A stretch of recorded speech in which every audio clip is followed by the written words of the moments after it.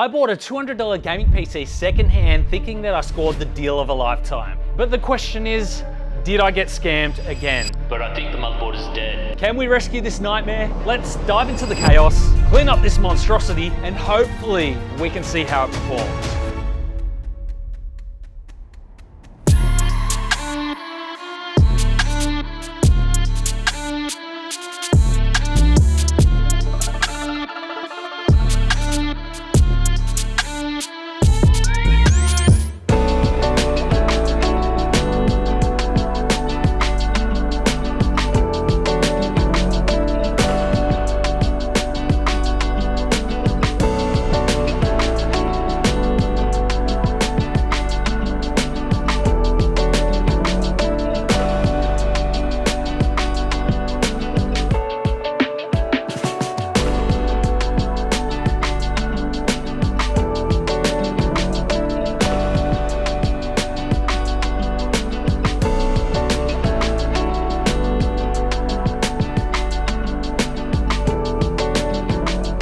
Well, we got it all apart, and I must say it was a pleasant surprise not finding any bugs. The unfortunate thing about this case, however, is it is super sticky. There is so much dust caked on more dust, multiple layers, mountains of it, and we have so much coolant spillage throughout. I feel like there is going to be staining on this build. I mean, even with our previous builds that we've cleaned up, just a little bit of coolant that sits there for a while leaves stains everywhere. Now, we'll be able to remove the color. It's just gonna be dark patches here and there, but we will do our best to completely get it off if we can. Now, we are gonna be using some special chemicals on this system as well to try and get rid of that smell. It is really not pleasant at all. And if you guys remember, all of the fans were set to exhaust on this system. There is so much dust in here that is caked on every single part. I mean, the front was terrible, and even the back just has dust everywhere. So what I think we'll do is we will blow the system out using air, and then we'll get the hose in there, see what else we can remove, and then hit it with a special solution. Let's get into it. If you are sick of this watermark and not being able to utilize all of Windows features, then head on over to whokeys.com. Purchase a Windows 10 Pro key for $16 or a Windows 11 Pro key for $22. Use my code IFR25 for 25% off with loads of payment methods. Copy your code from the user center and paste it here to activate. They also provide you with a step-by-step guide and 24-hour support.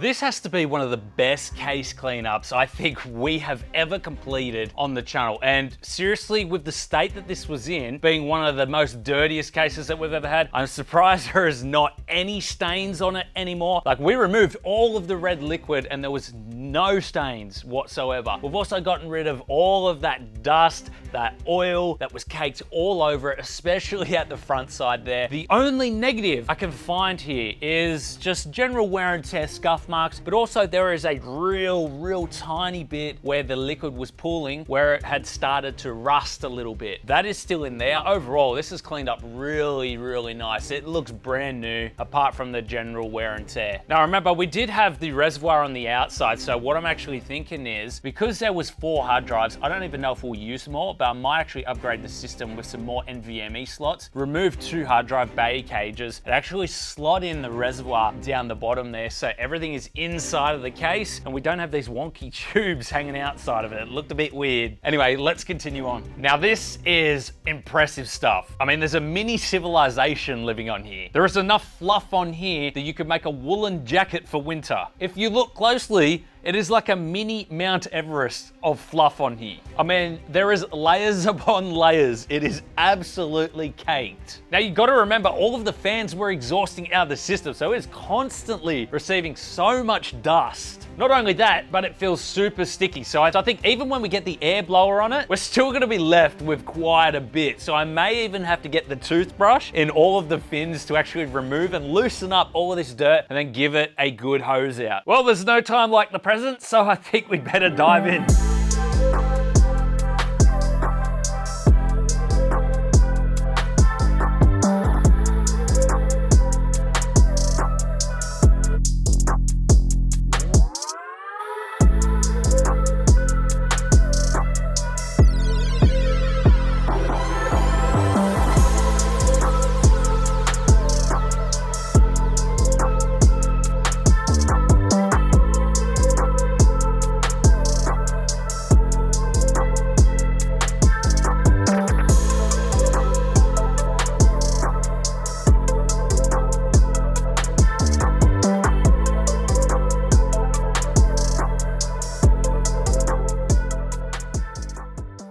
radiators were quite an interesting one. If you remember, there was such a buildup of gunk on here. In fact, there was so much on there that was so sticky, and you can actually see a little bit of staining from where that major buildup was. We did our best to get rid of everything, and I can't see any dust or anything on there anymore. It has left a little bit of a stain where the major buildup was. We got the toothbrush in there as well, which actually worked a treat because we're able to get in between all of the fins without actually damaging them as well. So it was the best way for us to clean it out after we tried to hose out all of the major parts and of course blow it out with air. Now in general, they're in pretty good condition. I do see a little bit of wear and tear in and amongst the radiator around the sides, but what I'm not too happy about at the moment is how much the chemicals were able to clean up on the inside. I'm thinking I might go for another round, but go a little more aggressive with the chemicals. Let it sit there overnight, maybe to eat away at all of the gunk, because I can still see a little bit of red. So I'll go do that, leave them overnight, and they're looking pretty good as is, I think.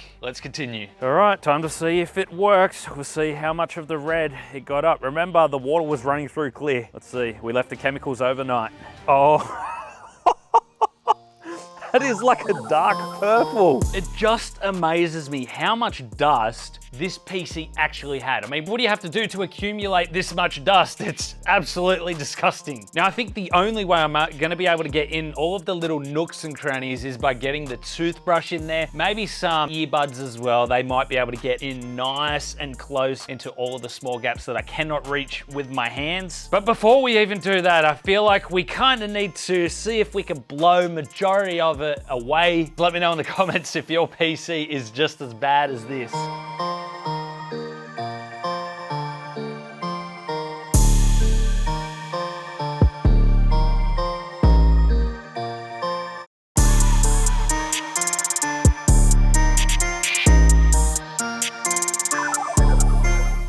Did you know below the dust we actually had some fans? These cleaned up extremely well. Remember, they were all set to exhaust on the system as well, so we're gonna make sure that we get this fan set up absolutely perfect this time. And I just noticed that all of these have LED rings on them as well. I'm not sure if the LED lights still work or not, so that is gonna be a test when we plug them in for the first time. I just can't believe how brand new these things look. Now, this is one of the biggest concerns for me for this build, and that is the power supply. It is actually quite decent, 80 plus gold certified, 1050 watts. So I really hope that the liquid over time has not gone inside the power supply and fried the inside hardware. I mean, it has taken a full reservoir's worth of liquid over time, so the chances of that seeping in are very high. However, down the bottom looks to be pretty clean, so we'll just have to go in and see. Apart from that, it's just dirt and dust everywhere, so we'll get that all cleaned up. Especially on the inside, I can see a lot of dust. So let's open it up.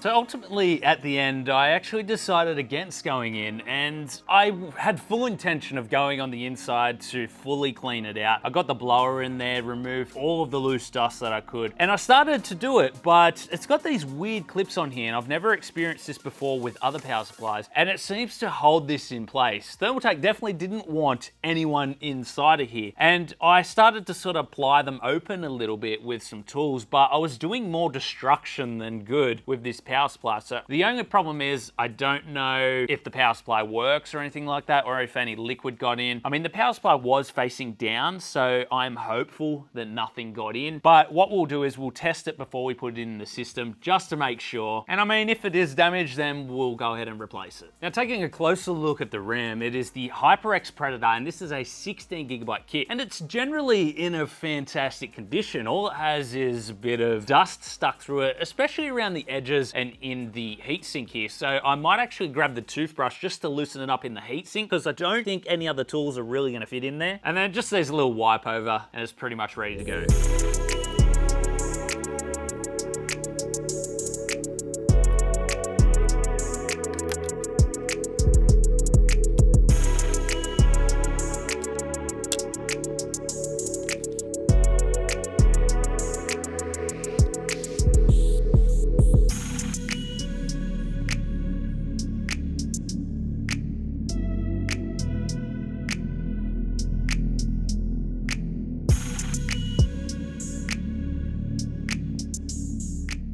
Now these are the parts that I'm most worried about. There is dried coolant all over this and even on the inside of the PCB, so this is what I'm really worried about. But according to the water block, they are either R9 290X or R9 290. Of course, two of them, as you can see. There is dust built up everywhere on both of them. Actually, the back of this one's actually worse than this one. Yeah, as I said, the coolant is what I'm most worried about. I'm glad it's not an acrylic block as well, so I don't have to worry about staining, but we're gonna do our best to remove all staining on the inside of this water block as well and get it completely cleaned and looking brand new. We'll change the thermal pads over, the thermal paste, we'll change everything, make sure it's nice and fresh. And the unfortunate thing is we don't know if they're working or not. This one is actually missing 2 screws at the back as well, so I'll go ahead and see if I can find some replacements for this one. Let's get cleaning.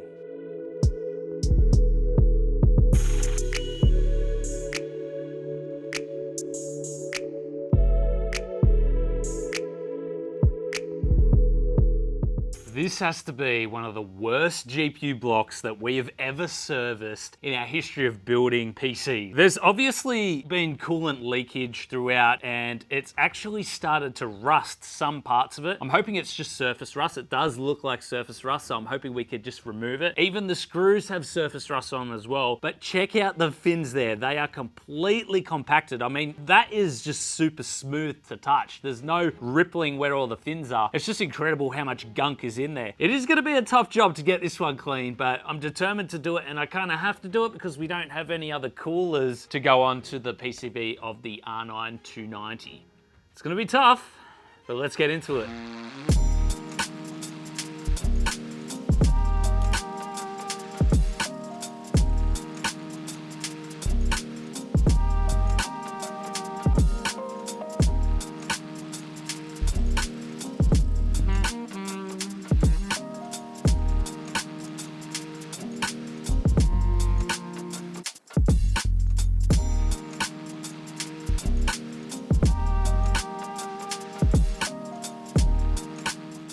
So this is about as good as I could get it. I managed to get majority of the staining off. I actually removed all of the stuff in between the fins. I went through actually with this X-Acto knife or whatever you call it, and I was able to get some real big chunks out, which was quite scary. No wonder that looked all blocked up in there, but overall we did a pretty good job. The toothbrush was doing a good job at getting a lot of the stuff out, but it wasn't removing a lot of the staining on the inside there. Even the toilet brush wasn't really working well either. I did go lightly with this. It's more abrasive, so I needed to be careful so that I wasn't stripping any of the nickel plating off. And I mean, due to all of the overtime use on here, there is a little bit of stripping of the nickel plating. I can see a bit of copper showing through here and there. But overall, this is now usable, and I got it fully unblocked, so I'm quite confident in this water block. Time to get it back installed.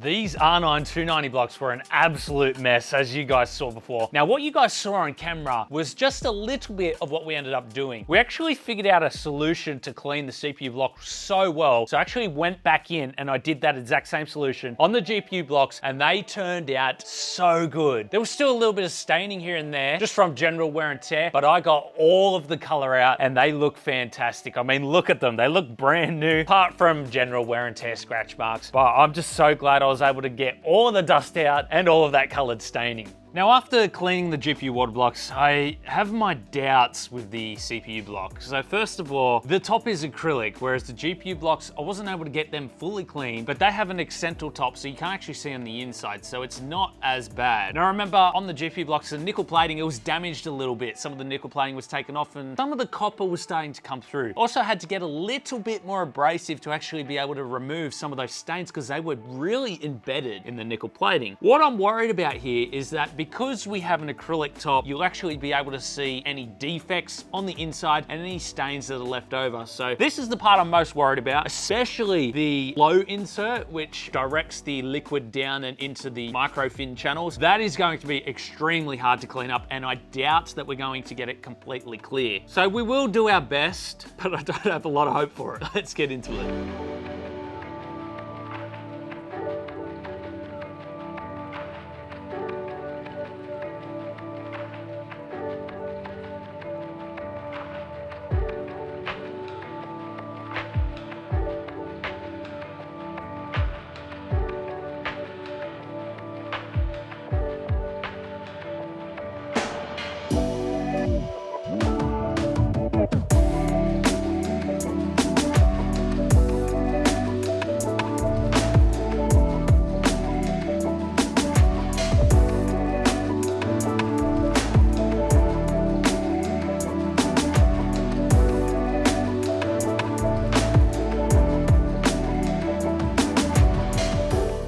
You know, considering where this started, I'm so happy with how this ended up. I legit spent maybe 2 or 3 hours just on the acrylic top piece for this CPU water block. Now you gotta remember, acrylic reacts to a lot of chemicals, so there's only certain chemicals you can use. So I was actually quite surprised that we got it as clean as we did. Now the major surprise was actually that plastic insert, which controls the direction of flow of the water to force it through the fins. That was the hardest part of the whole block. Now it's certainly not without its flaws. There are still little bits of wear and tear here and there, but overall, I'm super stoked about it. This is our Gigabyte G1 1151 socket motherboard. This is paired with an i5. I believe it's a 2600K, but the thermal paste is kind of covering a lot of it. But a 2600K does make sense. Now on the motherboard, we have so much dust caked on here. It is very sticky, especially the PCIe slots. Loads of dust on there. We've got dust in and amongst all around this area here, as well as on all of these joints here. The power and reset has a lot of dust in it. And then the back IO over here has a lot of dust, which is stuck in all of the connectors. So we may have to get our toothbrush into those hard to reach places to see if we can loosen up all of that dust. I mean, even the RAM slots, they need the toothbrush in there because there is so much dust just sitting inside. CPU is going to be pretty easy. It's just removing thermal paste, a bit of isopropyl alcohol, and we should be good.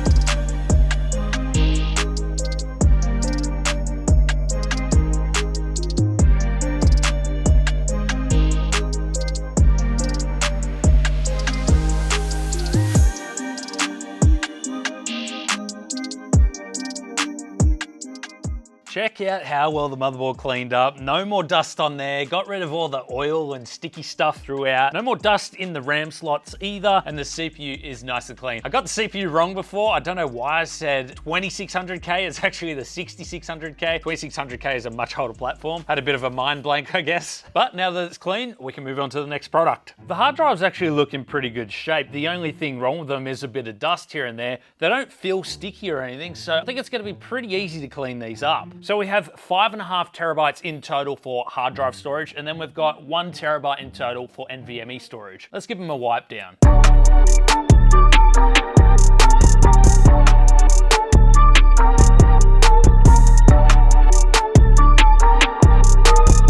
The hard drives and NVMe drives cleaned up really well, and what I've decided to do is actually remove all of the hard drives from the system. Number one, not only is it going to clean up all of the cable clutter inside with the SATA cables no longer needed. Number two, we're going to be installing a Gen 4 NVMe drive. It's only going to operate at Gen 3 speeds, but the most important thing is it is 4 terabytes in storage, and it is much faster and reliable than these hard drives here. I mean, we don't know how old these hard drives are. We don't know if there's anything wrong with them. This, I've only used once in a system. I know it works perfect. And so the new owner of the PC is going to have fast, reliable speeds. Now that everything's completely clean, it's time to rebuild.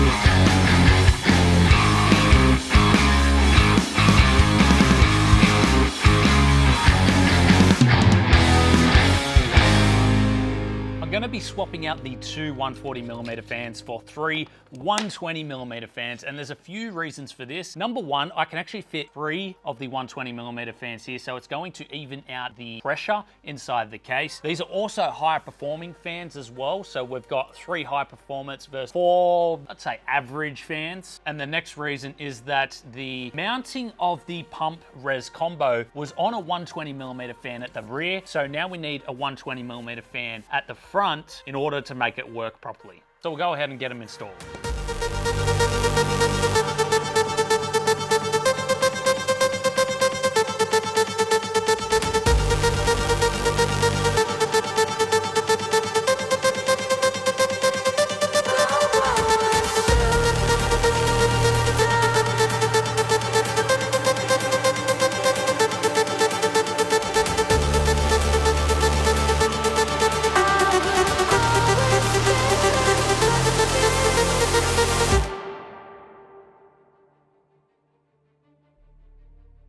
Okay guys, it is finally together, and now to see if it works. It's time for the very first boot.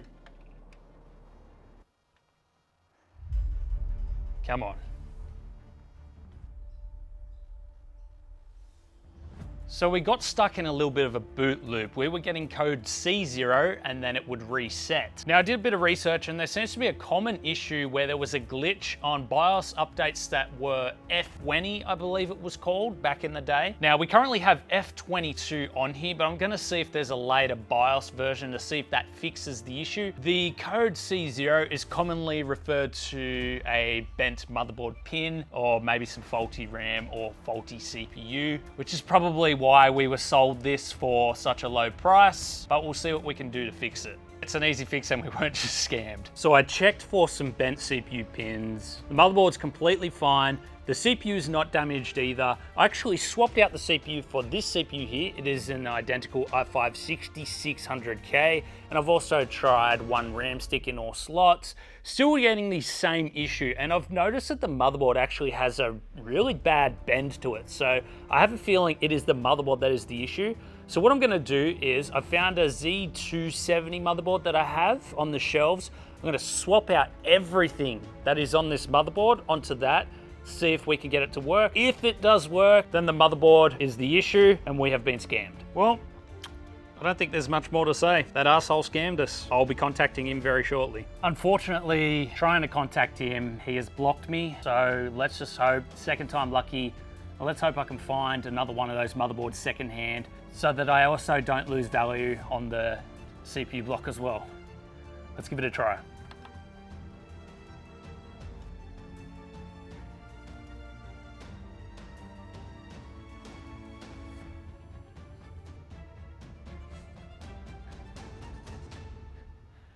It works.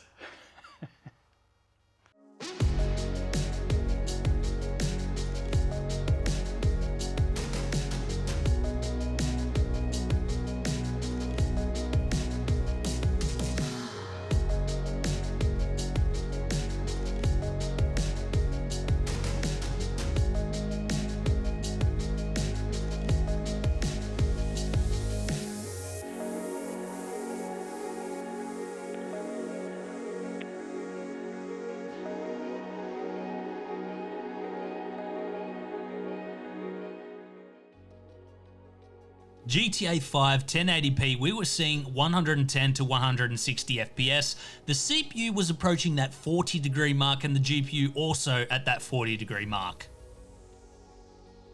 1080p ultra settings, we were seeing between 65 and 90 FPS depending on where we were on the map. The GPU was actually a little bit higher at 45 degrees Celsius and the CPU peaked at around 42 degrees Celsius. Rocket League 1080p, the GPU hit 44 degrees Celsius. The CPU also hit 44 degrees Celsius and we were seeing an average of around 150 FPS. It was actually quite smooth gameplay. Cyberpunk is a more demanding game, but we still managed to get 1080p medium settings, and this was between 45 and 55 FPS. I believe if we put it on low settings, we'll be able to play at 1080p 60 FPS. The GPU was at 44 degrees Celsius and the CPU was at 44 degrees as well. The brand new Counter-Strike 2 1080p, we were seeing between 70 and 90 FPS, and I really suck at this game. It was very hard for me to get some gameplay footage. I was dying literally every second. Now, as much as we don't like to be scammed, there's just something about the used market that is really exciting for me, and we absolutely enjoyed cleaning this system up and seeing what we could turn it into. And so Amelia and I have decided to create a new series where we're actually going to be flipping our budget PCs and seeing how much profit we can get and how long it takes to save up for something worth value, something like a car or a house. I think that'd be a pretty fun and exciting series that we could do. And it also allows us to get back into the mid-tier and budget systems, clean them up first, and then flip them to see how much we can make. If you're interested in that, make sure you subscribe and let us know down below in the comments. Thanks for watching, and we'll see you all in the next one.